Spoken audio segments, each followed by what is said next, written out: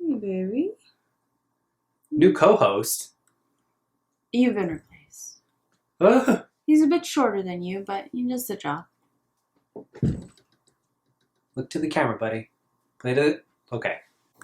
Hello, everybody, and welcome to Variant Edition's Best of the Week, a little thing we're testing out. My name is Brandon. I'm Danica.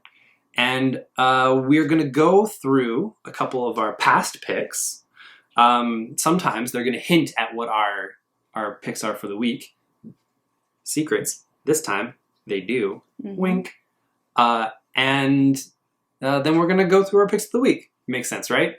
Yeah. All right, let's do this. All right. So let me know one of your favorites from recent history. Heck yeah.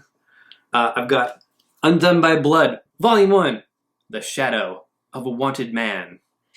This book is by Lonnie Nadler, Zach Thompson, Sammy Cavella, with colors by Jason Wordie and letters by Hassan Otsnamni Ilahu. I'm pronouncing that last name wrong.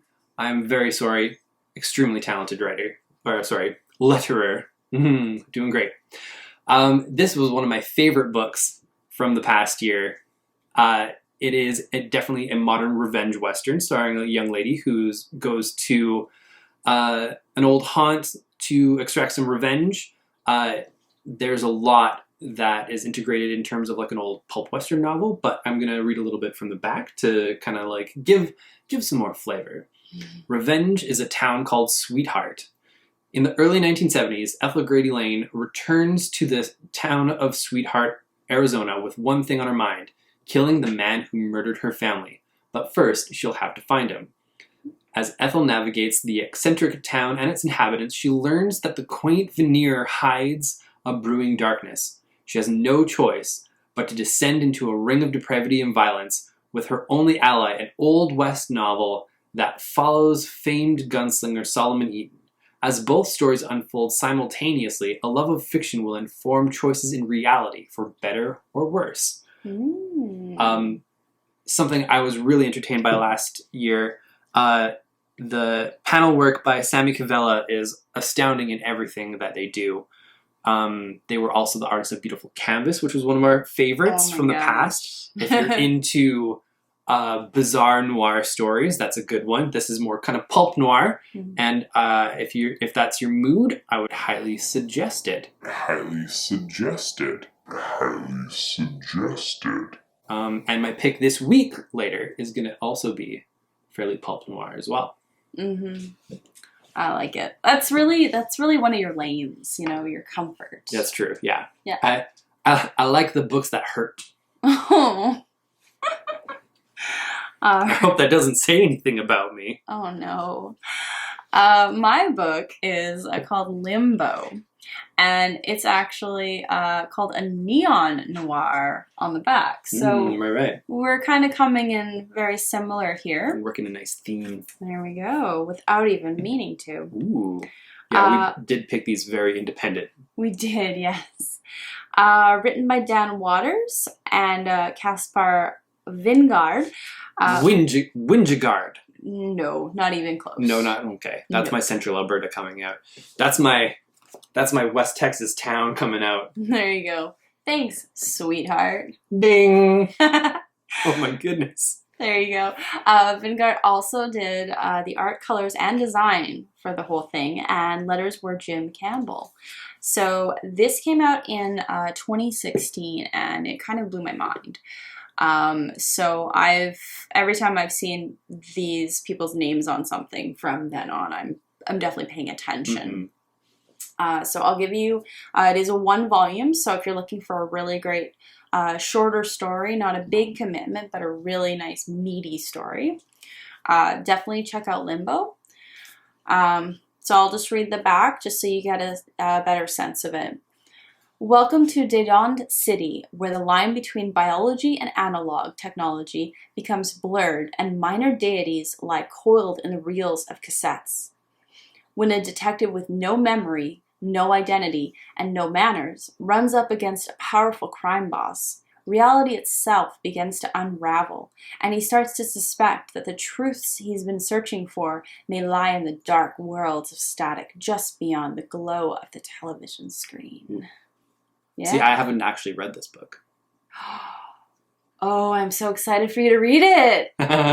Oh my gosh, it's like 80s pulp. Think Sweet. of it like that. I do like the sound of this. Yeah. I do like the sound of all of it. And I do like those creatives too. Oh yeah, and the colors are all like this. They're beautiful. His pinks, his blues, his greens. Just amazing. All right, that brings us to my pick for this week. I was so excited for this to come out because I fell behind in single issues. We always fall behind in single issues, partly because, especially if we really love a book, we know who to sell it to, we know that we're going to enjoy it, and we know we can take our time enjoying it. That's why it took me till this week to finish this book. Oh my goodness. Got me to my core. We're talking about That Texas Blood from Chris Corden as the writer, Jacob Phillips as the artist, and I believe he does the colors as well. Yeah, he does. Excuse me. I'm not seeing a letter here, so I'm just going to kind of ride with that. So That Texas Blood is, your modern noir story. It does definitely follow in line with books like Criminal, and it's got a little bit of a flavoring of Southern Bastards for fans of that series. For folks who might not know about Criminal or Southern Bastards, Criminal is sort of like your typical 70s kind of crime, dirty crime comic, whereas Southern Bastards is a modern revenge tale about horrible garbage humans from your old hometown. This does combine those elements, dirty crime story and those jerks from your old hometown, kind of bringing you back in and sucking you back into maybe old bad habits. I'm going to read from the back here a little bit. Well, there's something rotten in the state of Texas. After an explosive confrontation over a casserole dish, Joe Coates begins to question the effectiveness of himself as sheriff of Ambrose County, Texas. Matters only get worse as Los Angeles-based writer Randy Terrell returns home following the sudden and mysterious death of his brother, causing a spiral down into a past filled with treachery and blood. It is a phenomenal, phenomenal book that really got to me. And for Image's cheaper trades, it is one of those, the $9.99 US trade, which whatever the conversion for Canadian is at the time, usually around $13.50 Canadian. So really good for 6 whole meaty issues. Awesome. So my pick for the week was actually an issue. And not only it was a single issue, it's an issue 2. So I'm backtracking a little bit because I want to talk about Homesick Pilots. Ooh, who's that by? Well, it's Waters and Vingard again. Yeah. And look at these colors. It's he's definitely got a look. His art when you see it. And he's evolved quite a bit too. Exactly. Now they do have, let's see. Yes. Lettering by Aditya Bidikar. Tom Roller's the designer. Oh, yeah. Production artist Erica Schnatz. Close to yours. Very close. We're almost relatives, Erica, who is watching this. Yep, obviously. So, this is very cool, and as I said before, when I see these names, my ears perk up, and I was not disappointed. I read a preview of this in PDF form, and a lot of times a PDF will obviously feel a bit flatter than paper. This jumped out at me no matter what. So I read it in PDF, and then as soon as we got the paper in, I read it. I sat down and read it again, and it was amazing. It's the early 90s, and there's these, there's like there's like a band, there's people in their late teens, and a haunted house. Who, how do I say this gently? Without spoiling things? It eats people. It eats people. And that's not spoiling anything because there's a lot more within. But the cool thing is 2 issues are out. So you can definitely try a little bit more than just the 22 pages. And I already like the characters. There's already a really good B story. Don't pick her stand, Hi, dude. Max.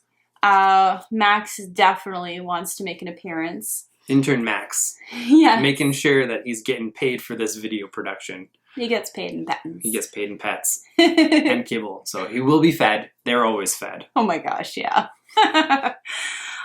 So this is definitely one that I am subscribed to. I'm getting the single issues. I'm probably definitely going to get the trade when that comes out. And I encourage you, if you like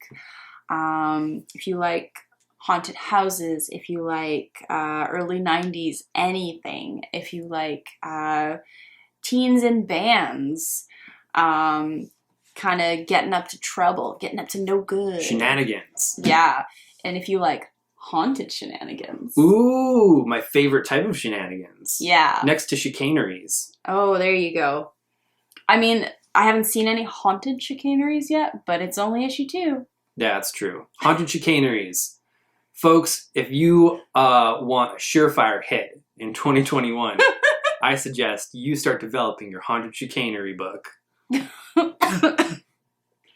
All right, everybody.